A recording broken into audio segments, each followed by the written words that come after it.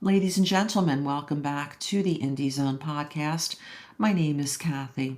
There is a substantial deadline coming up on the 24th of February, just in a couple of days here, on the pretrial motions in limine. Per Judge Stephen Hippler in the Idaho versus Kohberger case, he agreed to enlarge, which means to extend, deadlines that appear in the court's October 9th, 2024 pretrial and trial orders based on a stipulation that the state and the defense submitted to the court last month. As a result, Judge Hippler submitted an amended order extending the deadlines for the filings of the motions in limine. The motions themselves from both sides are due on February 24th. Then the responses in opposition to the other side's motion in limine, which gives the opposing party an opportunity to point out to the court why the opponent has it wrong, why the motion, which is an application for a court order, should be denied, and they set forth their reasons and supporting legal authority and evidence. The responses in opposition to the motions in limine are now due March 17th, 2025, with the replies. That is the final piece of the briefings. The replies are the original party who filed the motion now getting to come back, have a last word. You don't get to re-argue your entire motion again on a reply. You're supposed to stick strictly to what's stated in the response.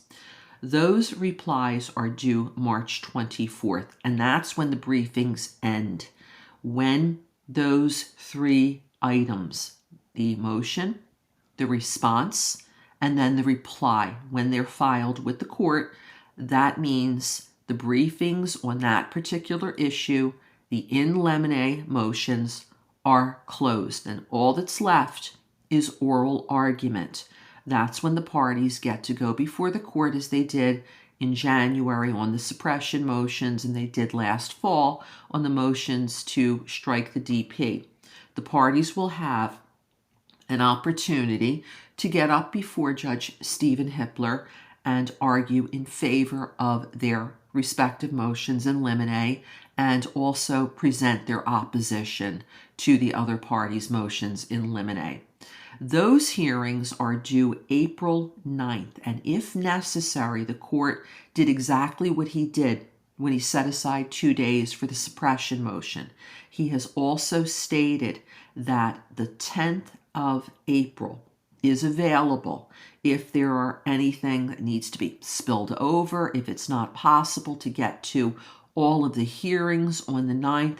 The courts has said, if necessary, the hearings will continue on to the 10th. Now, these are very important motions, and they are at the threshold. That's what in limine means. You're basically getting to the point where you're at the threshold of a jury trial, and we need to have these matters addressed by the court because it deals with keeping information out of the jury trial, that it doesn't reach the eyes and ears of the jury. It could be raised on the grounds of relevancy, something that the other side is seeking to introduce, may introduce. Judge, we want to get this handled right now. It's irrelevant. It's going to be confusing to the jury. They're irrelevant. They're confusing. They may be harassing. They may be not applicable to the case. It might violate some type of public policy. All of these reasons. What you sometimes see also is this is where one side might seek to strike the other party's expert witness opinion. So again, very important motions.